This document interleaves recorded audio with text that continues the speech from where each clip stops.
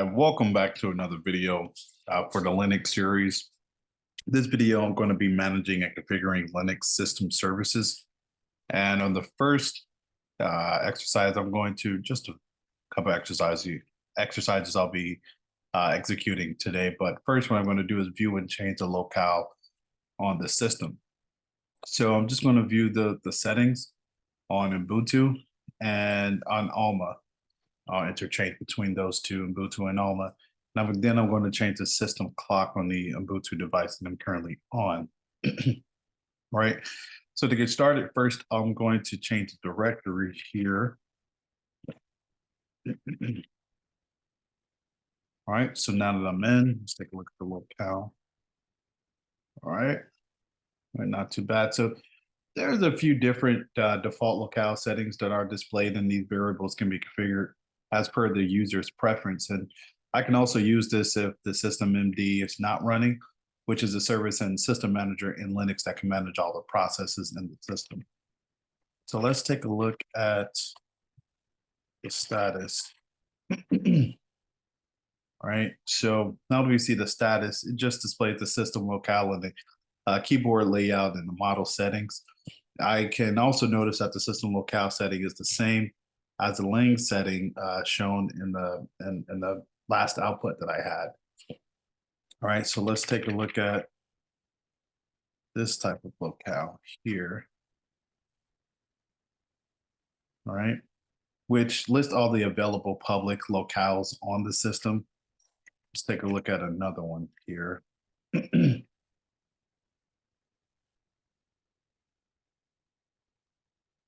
Okay, now we see pretty much listing all the available locales on the system.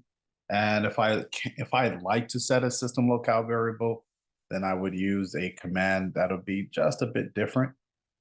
May show that in another video, but it's not at the moment. Just want to show the different ways to take a look at locale list. Now I'm going to switch over to the Alma server here. Let's open up the terminal. Let's get started with pretty much the same concept here. All right, let's take a look at the locale. All right, again, different default locale settings that we can see displayed here. This time in Alma Linux, and these variables can be configured again as the user's preference. So just going to close this up and then head back to Ubuntu. And let's see, let's change this here. All right, perfect. So now we're back here. And now I'm just going to figure the date. So it's Monday, March 11th, 2024. Not sure that time is right, but it does display the date and time as well as the time zone. So let's take a look at this command here. All right, so now it lists the local time, universal, RTC time, synchronized time, and a lot of different things. So it'll show that, well, it is showing that the NTP service is active. This means that the system clock is being synchronized to an NTP server. It's currently my default setting pointed to a default NTP server. Now, in a business or corporate setting, all devices should point toward a shared NTP server, which allows for Kerberos authentication to work across the network, security logs to be synchronized, and even a transport layer security or TLS certificates on systems to be good. And the default setting for the system should be changed the same as all the others. But nonetheless, we can move forward. NTP through just fine. So just going to synchronize the system with the NTP server, and let's change directories one more time.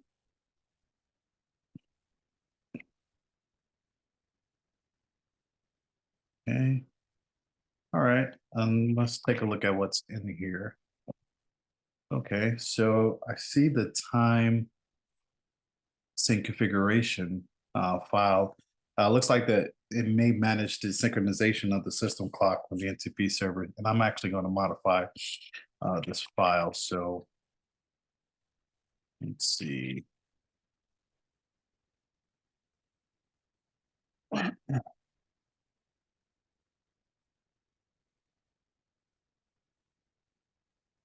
Okay, perfect. So now that we're in, let's take a look at the time section of it. And looks like everything is commented out.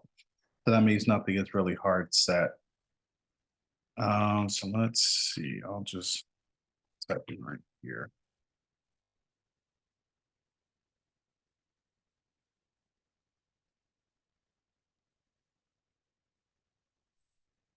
Okay, perfect. All right, so now I'm just going to save it. Then I'm going to get out of here. So now I'm back at the terminal. So let's see.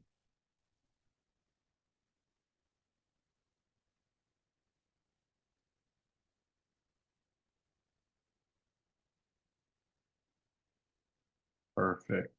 All right, so now the settings, right, for the system NTP service doesn't display the value set in the configuration file. So I'm just going to restart the service.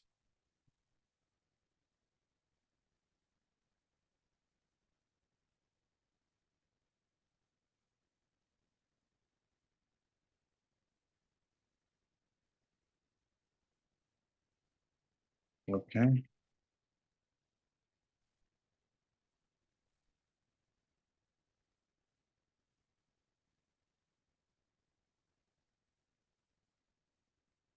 All right, perfect. Now it displayed the value set for the configuration file. So let's do this one more time.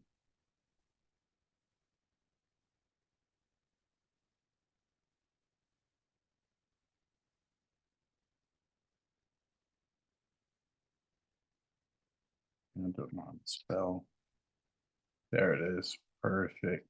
So now I see the server setting. It's exactly what I set it for. So let's change the directory one more time. All right. And all right, now what I want to do is explore the Linux kernel. Now, what the kernel is, it's a principal component of the Linux OS and serves as the main point of communication between the system hardware and its processes, right? So the modules are just going to be codes that are used to interact with the kernel anytime. So what I'm going to do first is identify the kernel location and work with the modules. So actually, let me clear this out. It's not what I wanted. Okay. Clear it out. Actually, it's a new one here.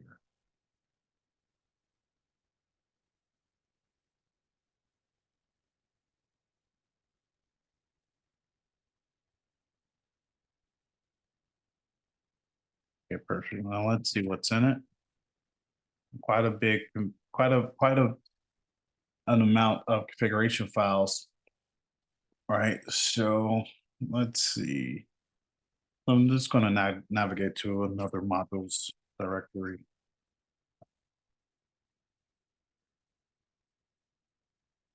Okay, perfect. Let's see what's in here. Okay, generic.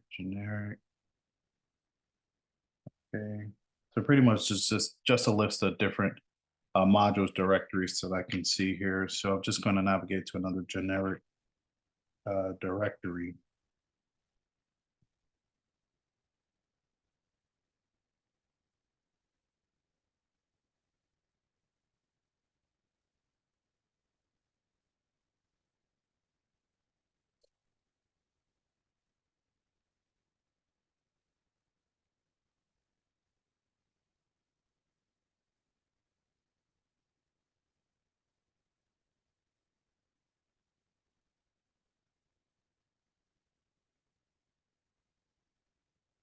Hmm.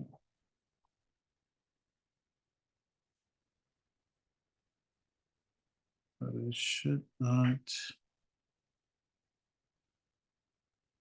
Let's see.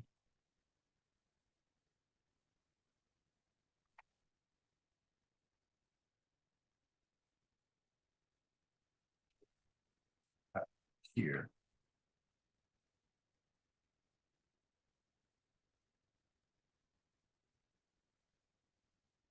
Always the user error. So let's see.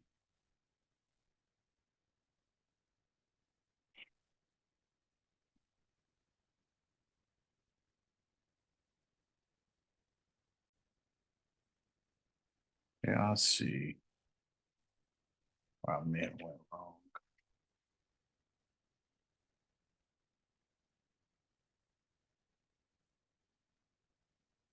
There it is.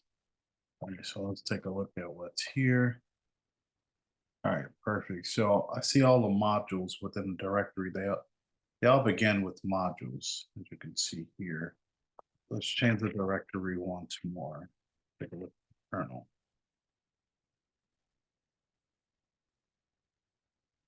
And let's take a look in here. See what's going on. All right, so it looks like the modules within the directory, they appear with the KO file extension. Let's see. Here. So it looks like this is just more detailed information about the VTH KO module that's displayed. Because in the description section here, right, these modules looks like they were loaded by the system once the kernel identified them. So the Linux system detects the hardware ID and the kernel that used the ID to find the appropriate module to use. So I'm just going to navigate to the Ethernet directory. So let's do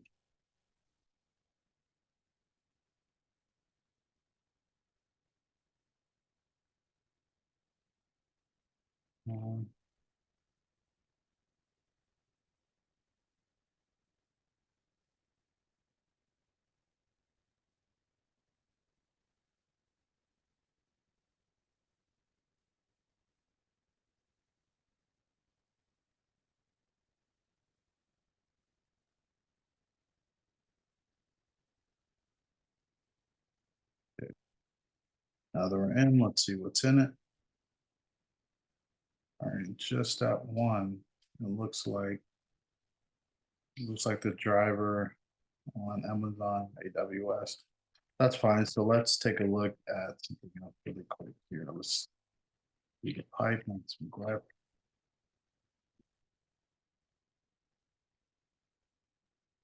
Okay.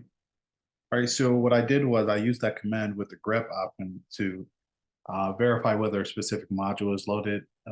But as we can see, when I did that, there was no output really. So, which is going to indicate that the ENA module is not loaded into the kernel. So I'm just going to insert the ENA KO module into it. So let's see.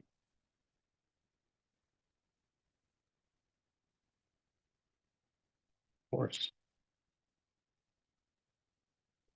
Perfect. There we go. So now make it a different response or output.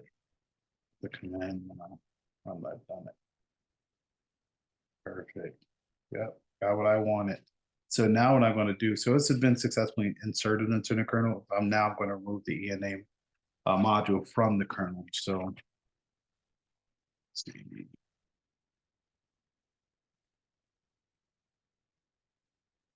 Password this time. Okay.